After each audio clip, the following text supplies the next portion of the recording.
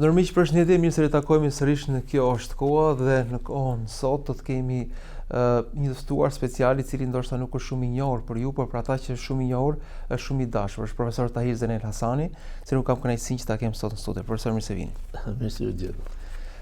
Profesor, ne do flasim sot pikërisht ndoshta për ato mësimet e para që ju na keni shpjeguar dhe na keni dhënë në takimet shumë vite më herët, është pikërisht dashuria e cila buron nga Zoti.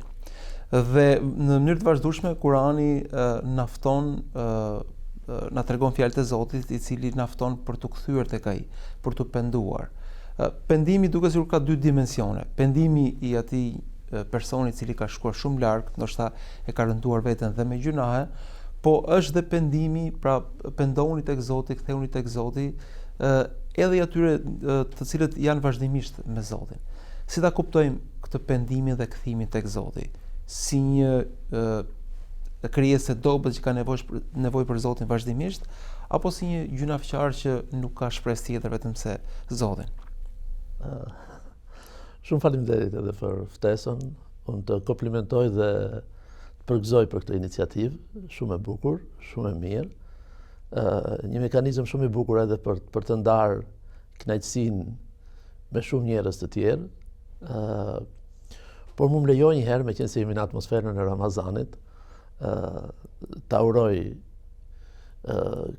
këtë bekim të Zotit që na mundsoi të arrijmë edhe si vjet dhe të shpreh jo vetëm kënaqësinë, po edhe krenarinë asaj që Zoti na e bëri të dashur edhe besimin, por na e bëri dhe të lehtë edhe pasimin e Islamit.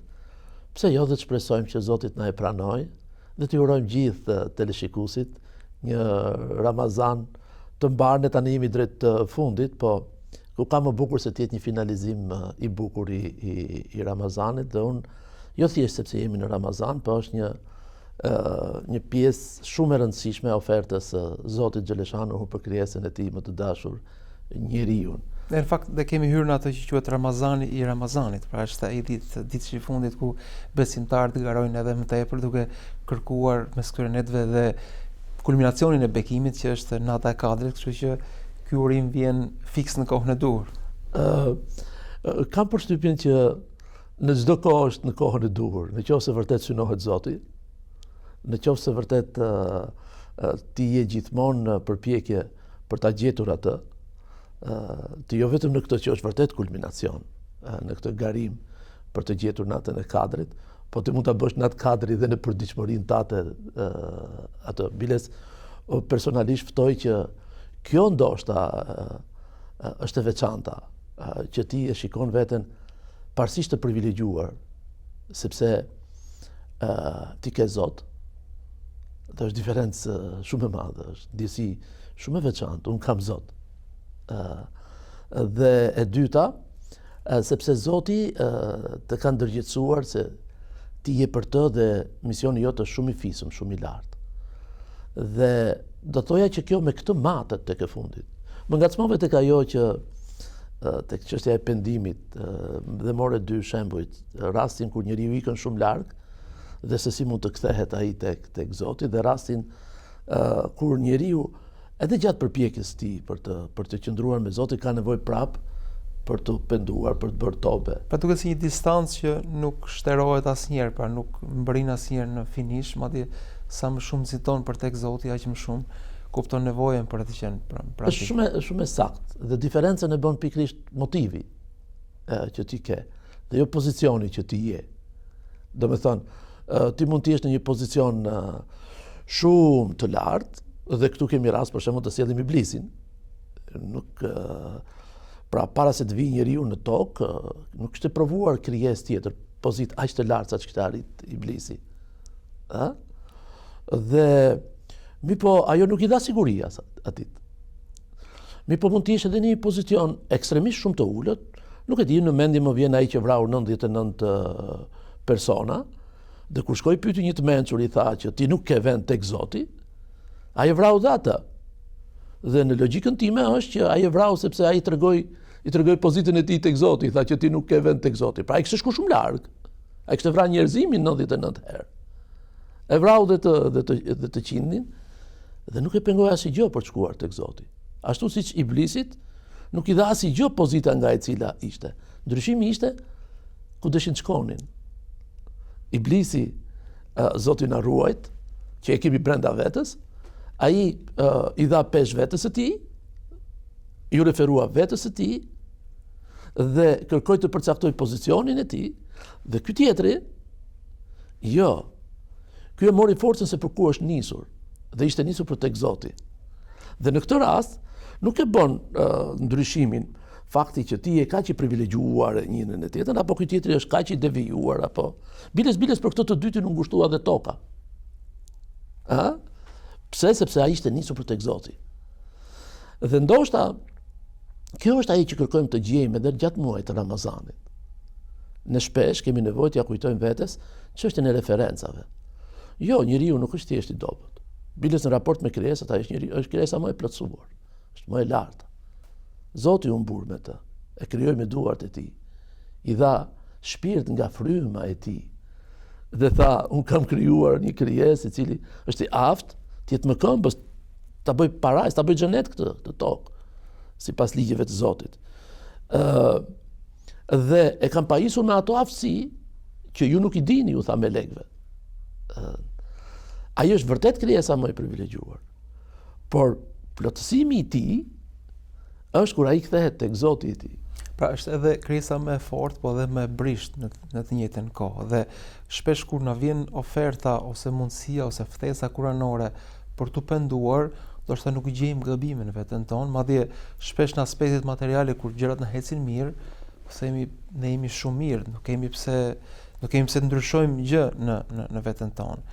Pra, si është ky kurthi ndonjëherë që nuk ndjejmë nevojë për të kthyer nga Zoti, sepse duket sikur gjërat me parametrat e jetës tonë, e botkuptimit tonë, duket sikur janë të gjitha shumë mirë. Nuk e di, unë prapë do t'i mshoj asaj në qoftë se do të vesh njeriu në qendër, apo do vesh Zotin në qendër. Dhe unë kam përshtypjen, jo vetëm unë. Sfida më e madhe e njeriut është me egon, është me veten e tij. Fakti që ai ka brenda vetes një potencial kaq të fuqishëm, kjo është edhe sprova më e madhe. Në esencë, njeriu është pjesë e gjithë qenies. Diferenca e tij është sepse ai është qenie morale dhe duhet të përmbush misionin e tij si krijesë morale. Por është pjesë e të njëjtit rend kozmik. Mikrokozmi brenda tij, prandaj shumë kusht këshillon që kush e njeh njeriu e ka njoh Zotin. Pra, kush njeh këto cilësi që i kanë vesh Zoti tek njeriu, i ka instaluar tek ai. Dhe biles, unë them që sfidën më të madhe që kalojmë sot në nivelin e sistemit të jetesës, kalojmë pikërisht këtë, se ne po jetojmë në një kohë kur sistemi është ndërtuar, të paktën me vetdije, se pa vetdije ne jemi nështruar po atij sistemi që Zoti ka caktuar për gjithësinë dhe për njerëzit. Por në vetdije njerëzore, ne po jetojmë një kohë që njeriu u mbur që arriti të ngrejë një sistem pa Zot, pa ju referuar Zotit. Dhe ju desht atij që ai gjithmonë ka nevojë për një ekzistencë supreme për te i tij. Dhe çfarë bëri? Shkputi mendjen nga ekzistenca e tij dhe e bëri atë gjykues të qenies. Pra një lloj adhurimi vetvetes në këtë rast. Pra ndau në dy pjesë dhe filloi të adhuroj vetveten, pjesën e vet në një farë mënyrë. Pikërisht. Por më lejo të bëj një kapërcim dhe të kthehem se ndoshta e gjem në ndryshim me Islamin. Islami në esencë i drejtohet fitrës. I drejtohet natyrshmërisë që e ka krijuar Zoti. I drejtohet misionit, i kërkon atë çka është misioni në fundit. Është pikërisht për ta ngritur njeriu në nivelin që atij i takon, të pozitës që ai ka. Dhe këtë nuk mund ta njohë më mirë se Zoti. Këtë pozitën e tij, pozitën e robit të tij. Dhe thirrja është pikërisht që njeriu mos e humb këtë pozitë. Për ta kuptuar më lehtë, ne e dim që njeriu fillimet i ka në qiell apo jo. Ne e dim që përfundimet janë po atje. Ne e dim që njeriu në qiell është marrë dhe besa. Atje janë darë gjërat. Biles dhe njeriu ka shprehur çudi. A ka nevojë për një beslidhje të tillë, o Zot? Me siguri që ti je krijuesi ynë, o Zot. Ti je synimi ynë, o Zot. ato do silleshin në një botë prove, siç jemi, dhe dëshmie dhe kalimtare. Dhe sprova e njeriu e diku është, sepse është krijuar nga materialet e kësaj bote, nga treguesit e kësaj bote. Allahu xhaleshanuhu me madhështinë e vet urdhëroi Xhebrailin që të marrë nga gjithë elementet e kësaj toke, se këtu do ta sjellte, këtu do jetonte dhe nga kjo ka për të dalë. Njeriu ka për të dalë në një botë të pafundme. Dhe njeriu ka dy sfida në esencë. Ka gafletin, shkujdesjen, haresën, se gjendje normale që ai që tjetë me Zotin e tij, siç është dielli, o shamsu tajri mustaqarrin laha, dhe dielli nxiton për vendcaktimin e tij, apo e gjithësia, po marrim diellin për lëvizjen e tij. Dhe njeriu presupozoi që është në gjendje me Zotin dhe u çudit në momentin e parë kur Zoti e ftoi. Sigurisht që ti o Zot. Mi po duke u krijuar nga kjo është elementi i sprovës, opi tërhoq vëmendjen njeriu nga kjo gjendje me Zotin. Sa që tregohet për Sulejmanin, për ta bërë më të lehtë, u dha i deshte shumë kuajt. Dhe thuhet që një ditë u dha aq shumë ndaj tyre, sa që kur i vjen ora e takimit me Zotin, domethënë i ndryshimit të ciklit për ta falendëruar Zotin për atë që ka kaluar, për të lutur për atë që vjen, i kishte kaluar, e kishte shpërqendruar. Dhe urdhëroi që t'i heq ato. Nuk kishte besim tek vetja e tij që ai mund ta përballonte këtë. Jo, vetëm me Zotin mos më shkut. Dhe sfida e dytë është sfida e egos. Nga vjen egoja? Nga vjen uni? Gjëja e parë që duhet na shkojë mendja është se ai vërtet ka potencial të jashtëzakonshëm brenda vetes. Po të shikosh njeriu në sotën, ka një tendencë të frikshme drejt vetë mjaftueshmërisë. Sot lufta më e madhe është pikërisht në këtë pikë. Ai do ta prezantojë veten si të panevojshëm për Zotin. Po dhe shpesh të panevojshëm dhe për njerëzit, dhe për rrethin e tij dhe për gjakun e tij. Pra duket sikur vërtet e adhuron veten me të gjitha dimensionet e veta, duke mohuar edhe atë që është jetësore. Pikërisht, ndoshta biles unë do thoja që kjo ndoshta është sfida jon reale. Në konceptin fetar, fjala mohim nuk është të mohosh dikën. Sepse njeriu natyrshëm është krijuar me instiktin pra të kthimit tek Zoti i tij. Jo thjesht se kur themi të robruarit, merr gjithmonë konotacionin e mos vlerësimit.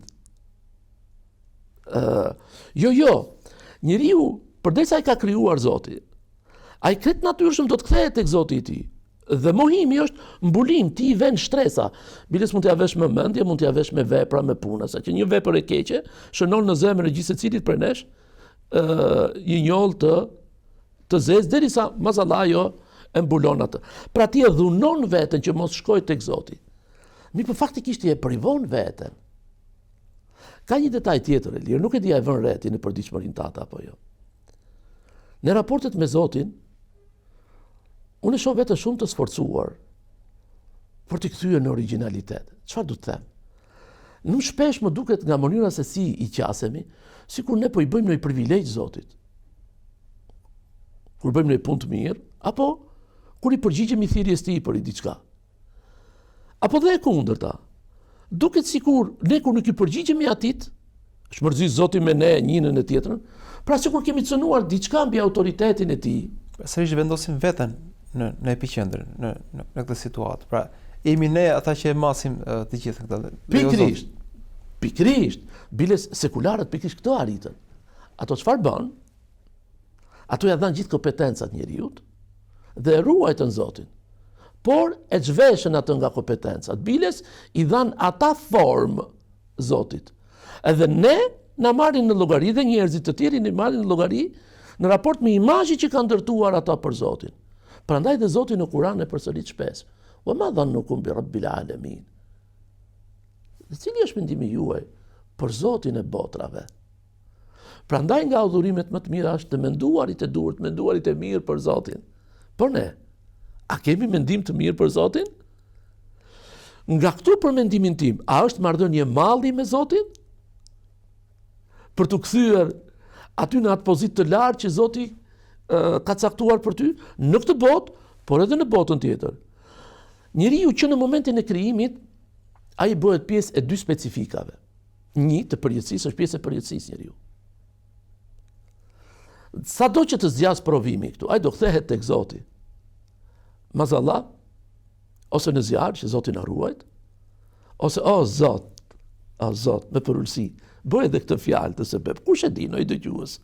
Ndikohet tek ai dhe Zoti për hatër të atit na përfshin dhe ne me rahmetin tënd të Zot, ose në xhenetin e pafund. Xhenetin e pafund. Të më falësh apo? E kam shumë nevojshme të them, o Zot, për ty agjëroj, o Zot. O Zot, ty të kam besuar, o Zot. Këty jam mbështetur, o Zot. Jo tek vetja ime. O Zot, unë kam mall për të kthyer tek ti, o Zot. Kam dashuri për të kthyer tek ti, o Zot. Ndje dhe turp. Për faleminderit, o Zot, që ti pranon për nesh dhe agjërimin. Ti që i panevojshëm për asgjë. Pranon për nesh që të flasim në emrin tënd. Na ke dhënë të drejtën që ne mund themi që unë kam Zot. Me mua është Zoti im. Këtë ti nuk e përdor dot për kërkon nga krijesat e tjera. Çfarë do lloj raportesh, nuk ta jep kërkush tagrin për të thënë që un kam mik filani, çfarë do lloj pozite që të ketë.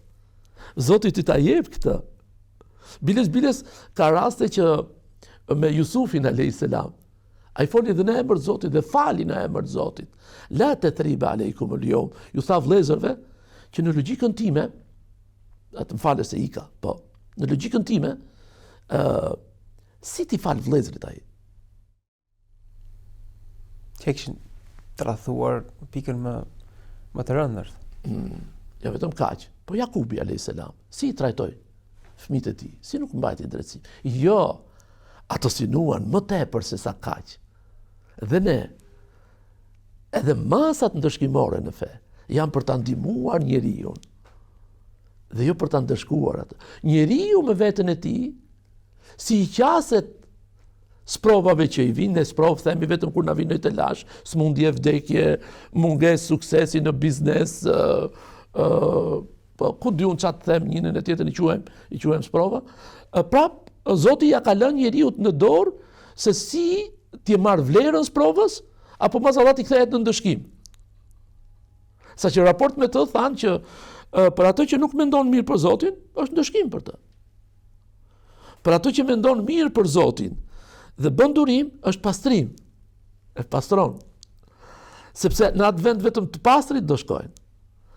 Dhe për kategorinë e tretë që ka mendim pozitiv për Zotin dhe e din që Zoti nuk cakton vetëm se hajër dhe sillet ashtu siç ka hijet si sta Jakubi alayhis salam, sabrun jamil, sprova është për të zbuluar urtësinë e Zotit.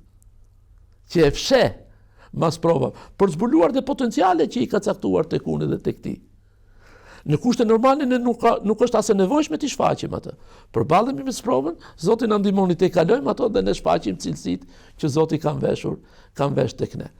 Të falë se ika nga tema, po pikrisht shqetësimi dhe brengën më të madhe, ndoshta është brenda vetes, dhe kujtoj se është edhe ke tjerët, është pikrisht tu, raportet tona dhe mendimi jon për Zotin.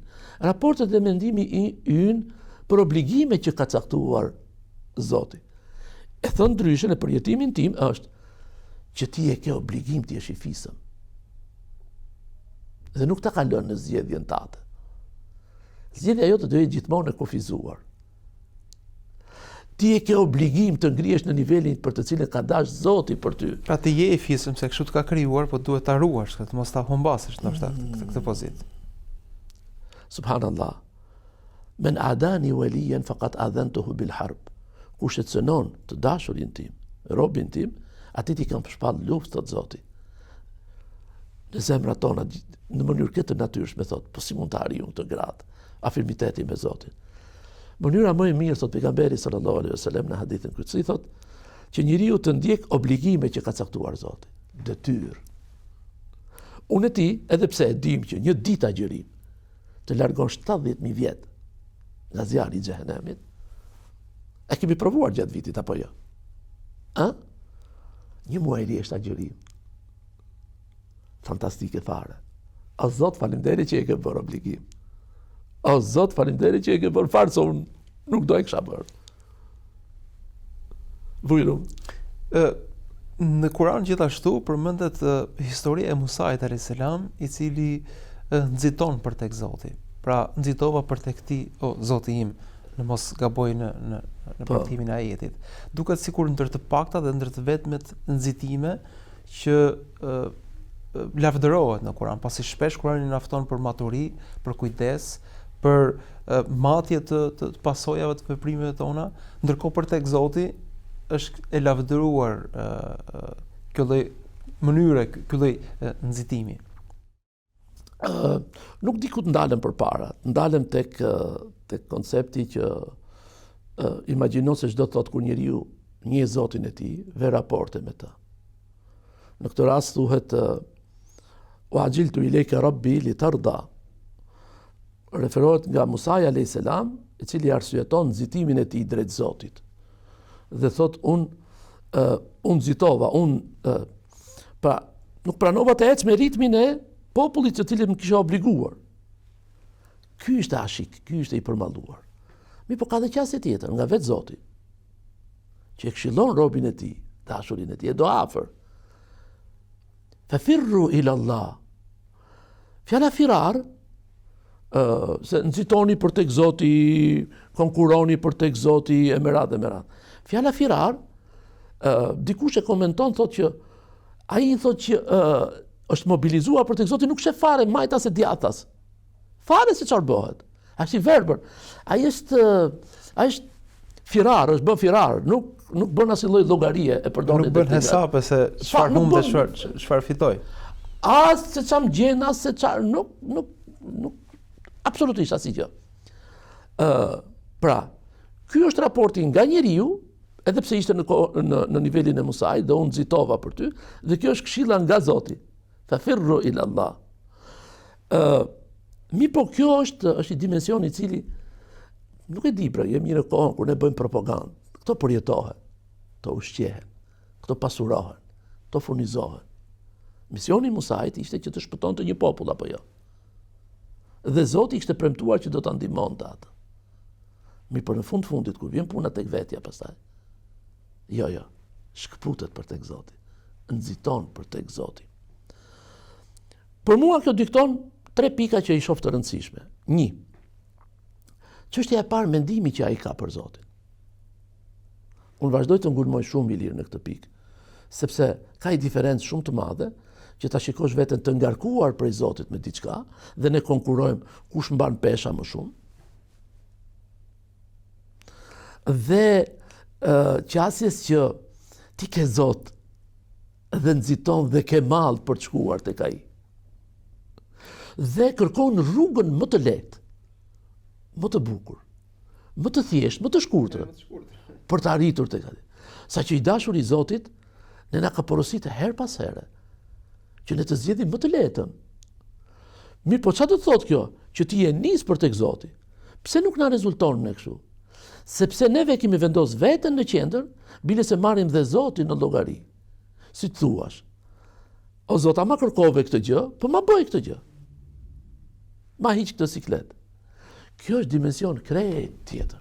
Pra një lloj besimi me i kushtëzuar. Pra unë besoj, po nëse gjërat ecin kështu ose agjëroj një muaj, nëse Po kjo pra është egoizmi.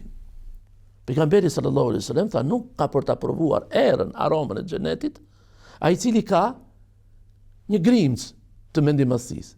Pra, ai i cili ka synim veten dhe jo synim Zotin. Kjo është diferenca. Dhe Zot na ruaj sikur marrëdhënia e tij ishte e kundërt ose e përmbysur, pra nëse Zoti do të na mundsonte të jetonin por me kushte. Pra, ta thosh edhe ti ke për të jetuar, po ndoshta syske për të patur, ose edhe ti ke për të jetuar, po ndoshta s'do kesh mundësi, ku diun, aspekte që ndoshta nuk do i përballonin. Pra, nuk është as në leverdinë e krijesës që të bëj marrëveshje me kushte me Zotin, se nëse edhe Zoti vendos kushte, jeta ndryshon tërësisht. Po pikërisht pra kjo, sepse ti çfarë bën? Ti ve raporte karshilloku. Më kupton? Po e di dhe unë. Kurse besimtari, konkurenca e besimtarit është si mund ta shes veten më shumë tek Zoti. Shife, Zoti ka pranuar tregtinë me robin e tij. Inna Allah ishtara min al-mu'minina anfusahum wa amwalahum bi anna lahumul janna. Dhe ai për të pas një tregti suksesshme me Zotin, ai kërkon sa më tepër mall për ta hedhë në treg. Kurse e kundërta është i me bë pazar që ja t'i punë çam jep ti mua. Ky është ndryshim esencial në qasjen e. Elementi i dytë është elementi i ofertës hyjnore. Zoti Xheleshanuhu e prezanton Islamin me profetin Muhammed sallallahu alaihi wasallam si plotësim të shpalljes së tij për njerëzimin nga Ademi alayhis salam deri tek profeti Muhammed sallallahu alaihi wasallam. Dhe thot: "El-yawma akmaltu lakum dinakum wa atmamtu alaykum ni'mati wa raditu lakum al-islam dina."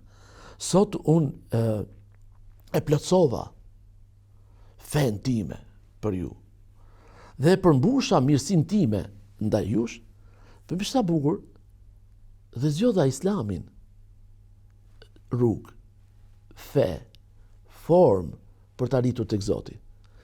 Pjesë e Islamit është Ramazani. Ky stacion, saqë kohë më përpara njerëzit nuk e masnin kohën, nuk e masnin me ngjarjet apo. Ngjarja më e madhe për ta ishte Ramazani, e mbasnin me Ramazan. Unë kam jetuar një Ramazan më shumë. Dhe jetoni Ramazanin pa dyshim. Jo me llogari. Ilir, sapo jemi futur në 10 ditën e fundit, ka për të filluar diskutimet të nxehta mes nesh që a ishte sonte nata e Kadrit apo është nesër brama. Edhe kjo mund të interpretohet dy fish. Mund të interpretohet dëshirë për ta gjetur natën e Kadrit, por unë kam dhe një frikë tjetër. Neve duhet ta masim këtë fe që është për masave të materiales me mekanizma material. T'i japim koncept fizik. Konceptet fizike kanë ardhur si element ndihmës për ta qetësuar zemrën tonë. Kur tha Ibrahimi, li yatma'inna qalbi. Po jo për ta kushzuar atë. Dhe dimensioni i dytë është kjo fe kaq e plotësuar, ti je pasuesi një feje, të cilën ti nuk të lej, ai të është zgjidhje në çfarë do lloj situate, në çfarë do lloj gjendje në të cilën mund të jesh, ti e gjen Zotin tënd. Ti e ke orientimin për tek Zoti yt. Profesor, nëse më lejoni një shkputje shumë të shkurtër, ne do të kthehemi kësaj bisede sërish për të folur për të tjera dimensione të këtij raporti. Do të kthehemi sërish mbas pak. Miq, shihemi pas pak në pjesën e dytë.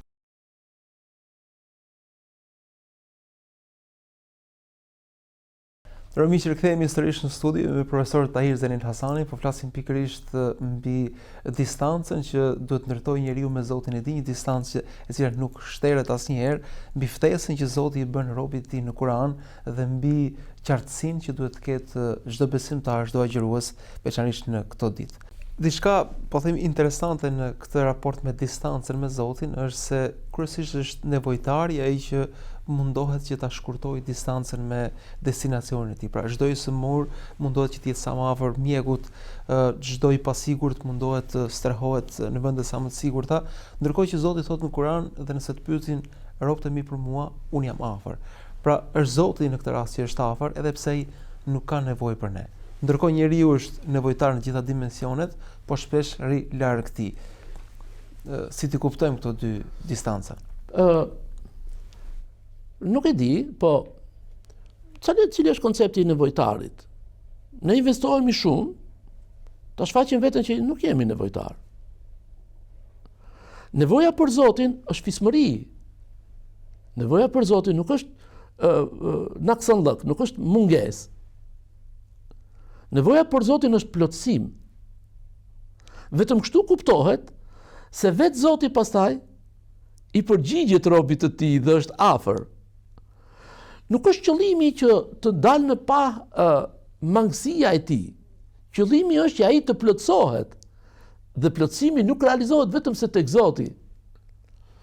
Ju thatë që njeriu edhe kur është i smur, ja shfaq nevojën e tij, mjekut po du të shkoj ai tek mjeku. Or edhe në këtë rast, unë investoj me të madhe që mos shkoj tek mjeku.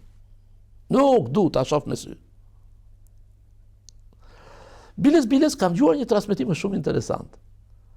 Në qoftë se njeriu kërkon ta shfaq nevojën e tij vetëm me Zotin, dhe nuk zgjedh të shkojë as tek mjeku, as tek tjetri. Kjo tregon se sa pesh i jep ai kësaj mrekullie që i ka dhënë Zoti tek vetja e tij dhe këtij shansi që i ka dhënë që ai të ketë raporte vetëm me madhështinë e tij. Dhe në qoftë se ai nuk përulet para asnjë lloj krijese tjetër, unë shkoj tek mjeku se gjej njëri tjetrin, i shërbejmë njëri tjetrit, sepse e do Zoti, por nuk shkoj si nevojtar.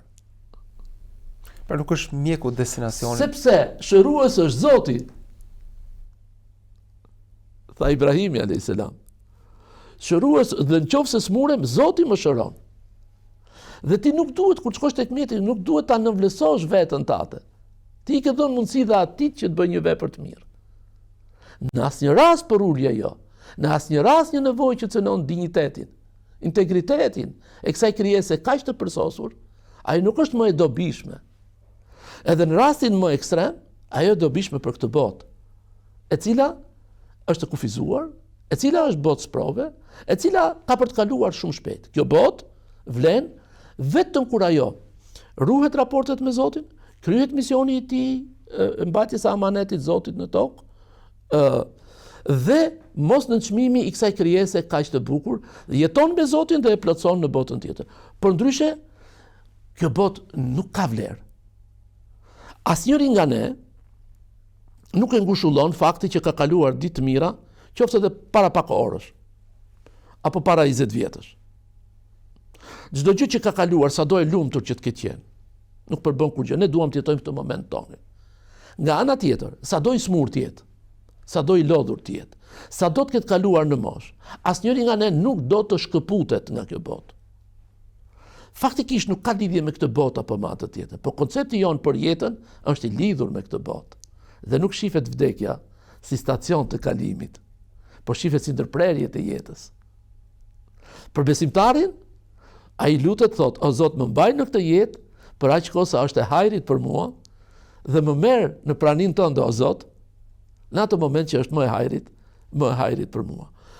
Besimtari non-stop preferencën e ka tek Zoti dhe me të e mat. E kundërta, sado që të arish, ti e ke përfundimin me këtë botë. Profesor, këto ditë duke sikur janë më konkrete në raport me Zotin, pasi çohemi në syfyr, jemi agjërueshëm, na mbledh iftari, po ndërkohë a ka përtej i këtyre momenteve ky muaj ku duhet të ndalemi, apo mjaftojnë këto stacione për të na kujtuar se kush është Zoti jon dhe cili është shpërblimi i këtij muaji? Edhe herë faleminderit, po Ramazani krijon një atmosferë shumë të veçantë. Të ndihmon të reflektosh me veten tate, të krijon një gjendje të cilën ti në kushtet e përditshmërisë nuk e ke të lehtë ta realizosh atë. Të ka përfshirë në një atmosferë që Zoti të ka krijuar kushtet që ti jesh me të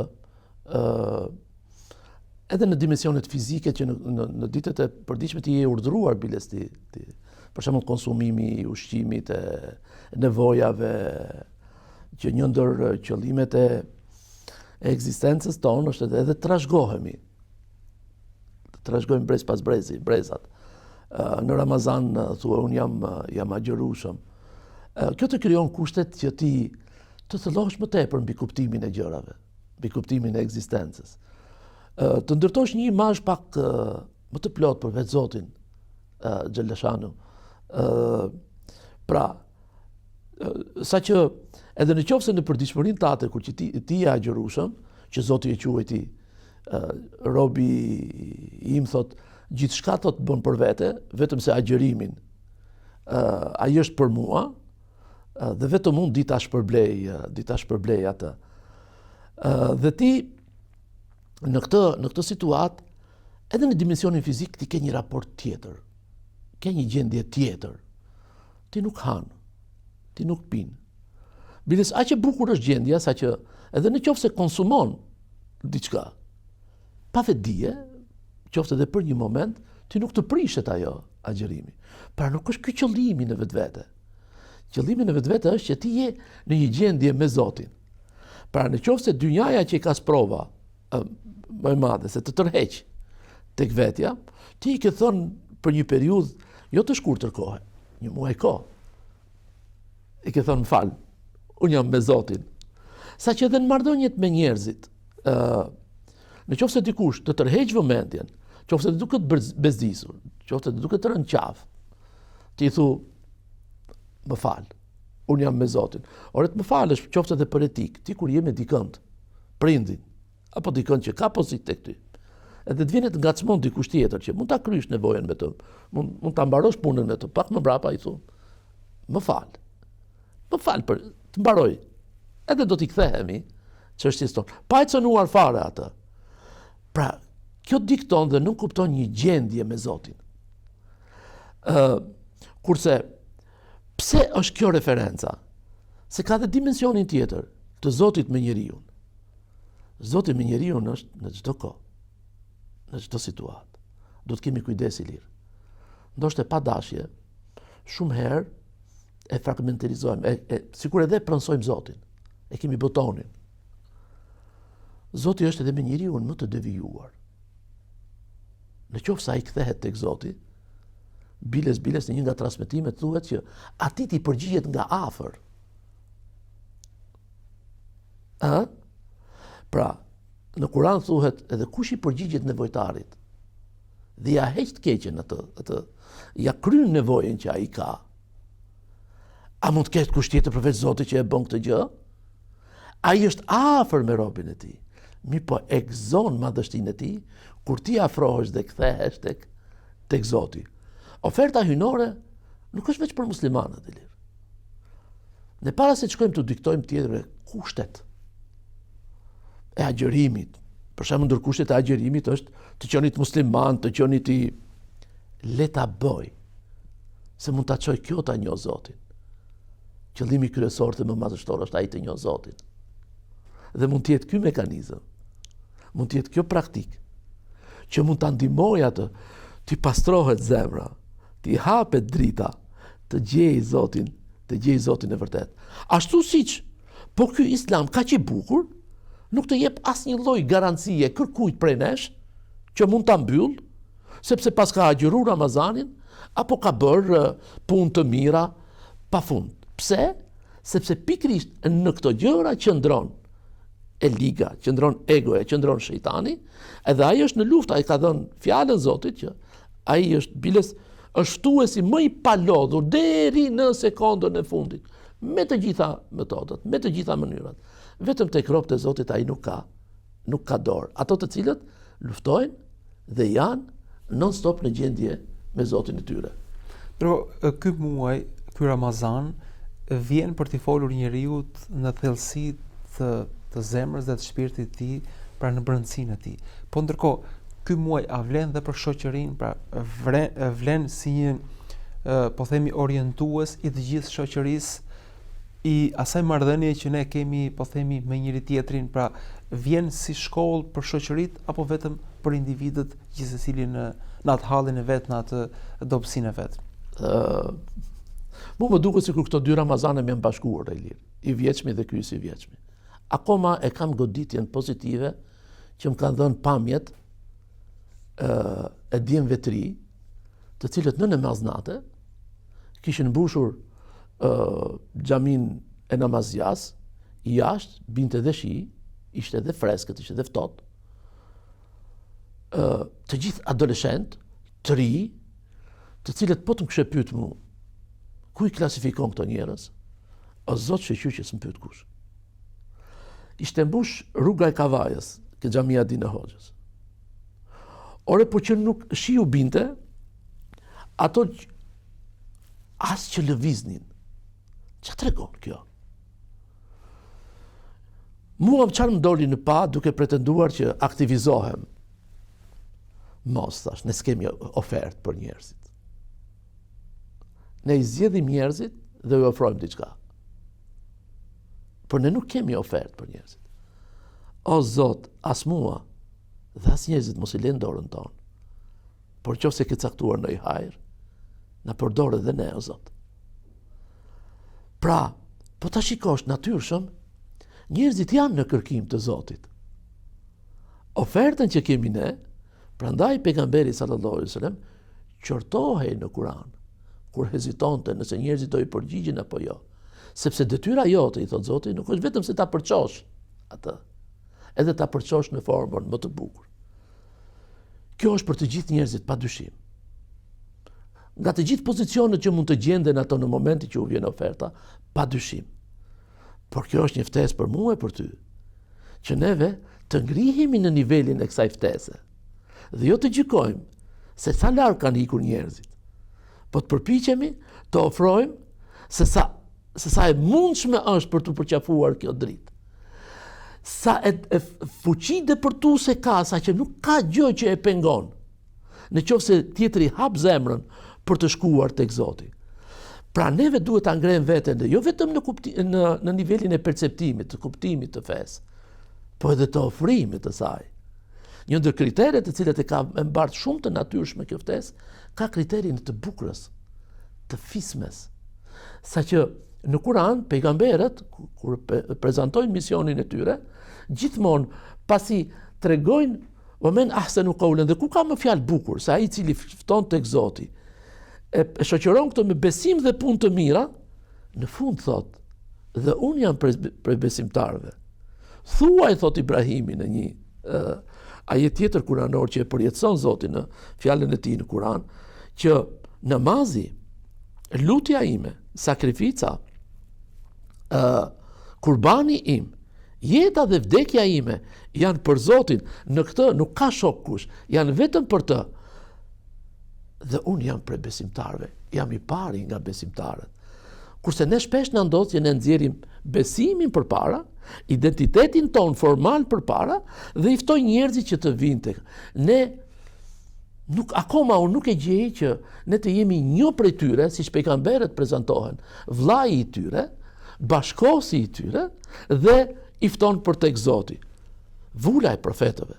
Në fundin, ajeti i fundit i surës Kehf. Çfarë thot? Kul innama ana basharun mithlukum, thuaj që unë jam një njeri si ju. Do më thonë që edhe ti mund të ngrihesh në atë nivel, qoftë i përgjigjesh ftesës, mos vend ti pengesa, qoftë të konceptit tënd, se sa e percepton, qoftë edhe të pozitës në të cilën ne duam kushte specifike për ta jetuar fen. Jo, unë jam një njeri nga ju. Juha ileje, diferenca është sepse Zoti më është shpallur mua, që nuk ka Zot tjetër përveç atij, dhe kush është përmalluar për të, le të bëj punë të mira, dhe këtë punë mos i përzim as i gjë tjetër, ta ketë vetëm për Zotin xheleshanuhu, dhe ai do ngrihet në këtë nivel.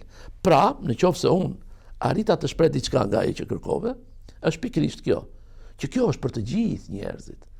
Por o Zot na përdor ne që të jemi dëshmitar, që neve ta mbartim dhe ta rezatojmë kjo, fjala jon, sjellja jon, veprimi jon të jetë konform kësaj të cilët ne i besojmë.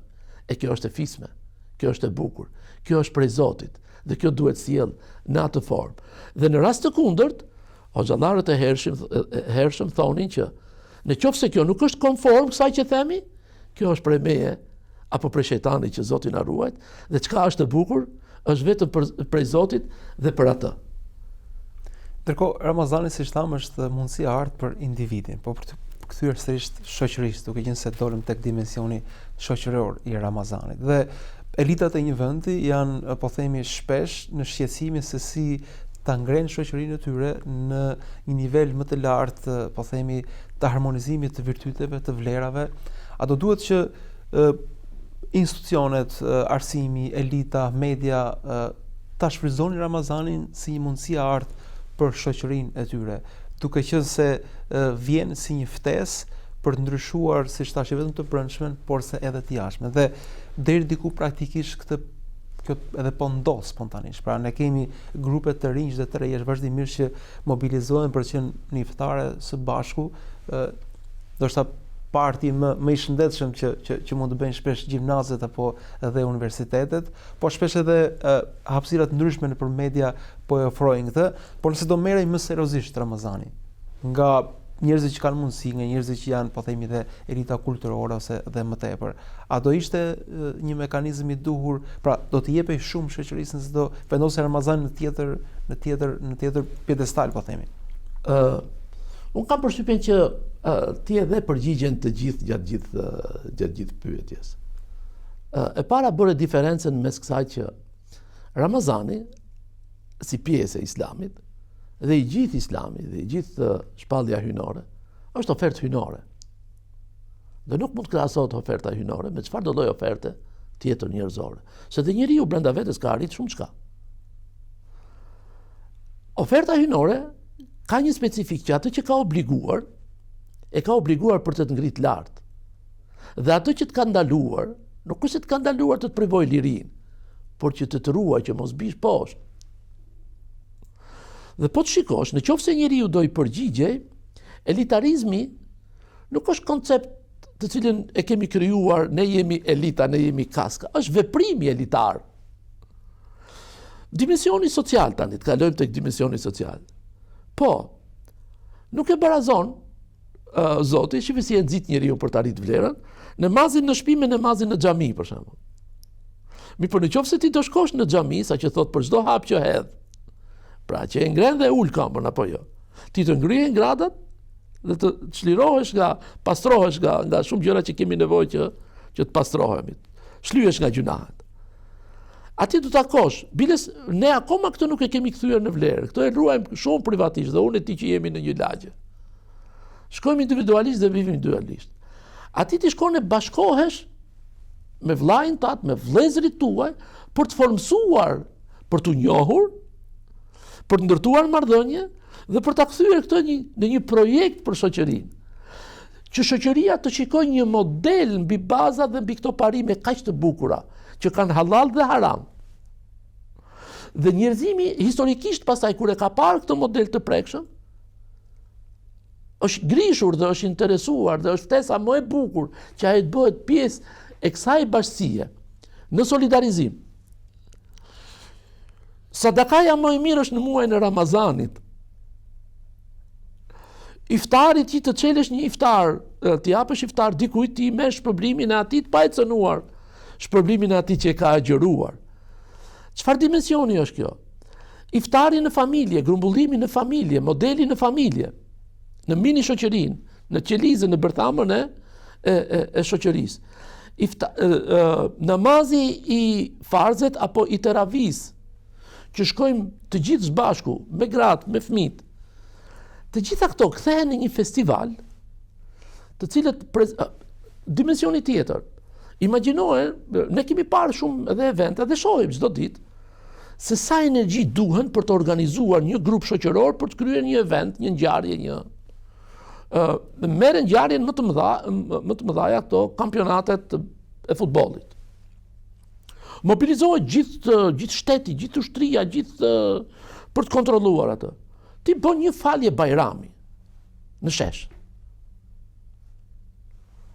Njerëzit janë totalisht të vetë organizuar. Organizatori merr vetëm privilegjin e të gjitha këto krijojnë dhe elitën e duhur për këtë. Unë vetë kam brengën që ne nuk jemi në nivelin e thjeshtësisë së Islamit, butësisë së Islamit. Ne e kemi komplikuar dhe atë. Kemi ra pre, çdo gjë tjetër ka nevojë të komplikohet në fakt për të arritur tek origjinaliteti. Islami ka nevojë të thjeshtësohet, të merret thjesht fare. Ti përgjigjesh aty ku të thret dhe të frenohesh aty ku të ndalon. Të ka urdhëruar që kush ka ndërtuar një familje të shëndosh, është ibadeti më i lartë, se vetëm Zoti i ka hije ti tek. Dhe për ty sadakaja më e madhe është sadakaja tek bashortja jote. Edukimi, kontributi më i madh në shoqëri është edukimi i vetes, i familjes dhe i fëmijëve tuaj. Bukur, marrëdhënia më e shëndetshme që mund të ndërtohet është marrëdhënia farefisnore. Saqë po mbajtë farefisin, ke mbajtë marrëdhëniet me Zotin. Vllazëria më e mirë është vllazëria, ne themi vllazëria muslimane. Po, me shumë të drejtë, por nuk kupton atë bashkësi që respekton këto rregulla, këto norma. Dhe në qoftë që ka bashkësia muslimane, ai amanetin e parë e ka jo muslimanin. Për të kujdes për të. Dhe pa e cenuar dhe pa ju imponuar në fenë e tij. Feja është ekskluziviteti i Zotit.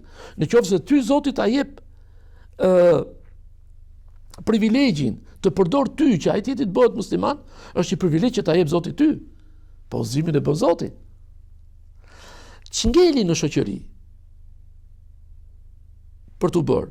Mësimi më i mirë, edukimi më i mirë, është më i mirë ndër ju është kush e ka mësuar Kur'anin. Dhe ju mëson të tjerëve. Pse pikërisht Kur'anin?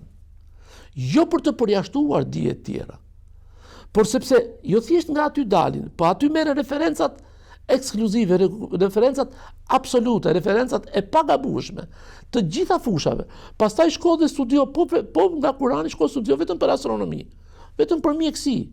Nuk përkundrazi, je në të njëjtin nivel që ai që studion edhe fikun, që studion tefsirin, që studion hadithin, që studion gjitha fushat edhe që neve sot i kemi klasifikuar fetare dhe jo fetare. Aftësia jonë për të përgjigjur në mënyrë të thjeshtë dhe të natyrshme, ne kemi zgjidhur problemet individuale, problemet familjare, problemet komunitare dhe problemet ndërkomunitare. Shpesh ne kemi tendencë shumë të theksuar për të bërë një jetë komunitare, jetë të një komuniteti të caktuar dhe e mbajmë të kapsuluar atë. Kjo mund të vijë edhe për arsye se për pa aftësinë tonë, por jo sepse ne kemi dyshim që Islami e përfshin dhe e konsideron çdo është ofertë për të gjithë shoqërinë dhe për të gjithë njerëzit tjerë. Por është shumë e nevojshme që ti ta krijosh identitetin tënd personal apo të komunitetit që ti i përket dhe ti jesh shtesë pozitive dhe jo peshë për komunitetin, dhe aq më tepër për pasojë je peshë edhe për shoqërinë. Dhe jo rrallëherë ka ndodhur në historinë e njerëzimit, saqë në Kur'an kemi një dua që mua më pëlqen ta themi: o Zot, mos më bëj mua as provë për jo besimtarët. Edhe për hir të vërtetës, mua më vjen keq që jam i detyruar ta them, por kur se kam parë në herë veten që mund të shërbej si referencë, por gjithmonë kam qenë në kërkim të dikujt që unë mund të mbështetem atit dhe ai të jetë referencë për mua në rrugën drejt Zotit. Duaja është: o Zot, mos na bëj provë për ato të cilët nuk kanë besuar. Pse? Sepse e zbresim aq poshtë sjelljen tonë, edhe prezantohemi me fe, saqë ai tjetër thotë shqyr që unë nuk qesh musliman, apo niveli i dytë që e ndajnë, bëhemi shkak që të ndahet feja nga jeta, dynjaja nga ahireti, është njësoj sikur të ndash trupin nga shpirti. Jo, nuk do ketë ofertë më të mirë, edhe ai që do vetëm dynjan për ta jetuar dhe për ta shijuar atë, se sa oferta që bën Zoti për krijesën e tij. Nuk ka nevojë Zoti për kompensim, që ti duhet paguar çmim në dynja për ta dhënë Zoti si kompensim ahireti. Ahireti nuk është kompensim, është vjushmëri i kësaj krijese, që filloi me krijimin e tij dhe me beslidhjen me Zotin në Qalu Bela, kalon provimin këtu në formën më të fisme dhe vazhdon udhëtimin e tij pranë Zotit në xhenetet e amshume. Apo Zoti na ruajt nga zjarri i xhehenemit, që ndoshta do të jetë lutja e parë dhe më e madhe: o Zot, na shpëton nga zjarri i xhehenemit. O Zot, na bëj për atyre që i fut në listat tuaja që në këtë 10 ditë të fundit na fshin nga listat e xhehenemit. Allahumma innaka afuwun tuhibbul afwa fa'fu anna. Amin. Amin. Zoti shpëlbeft me këtë dua po e mbyllim. Zoti ju nderoft për këto shpjegime, këto orientime, këto përjetime që ndat me ne.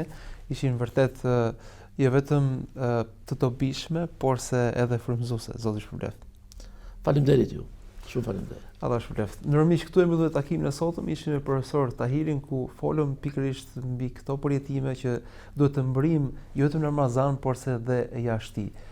Profesori vuri theksin tek mendimi i mirë që duhet kemi për Zotin, tek finaliteti që duhet të jemi të qartë se duhet të jetë Zoti ai të cilin ne duhet ta synojmë dhe përmes tij duhet të orientohemi, qoftë si individ, qoftë si shoqëri.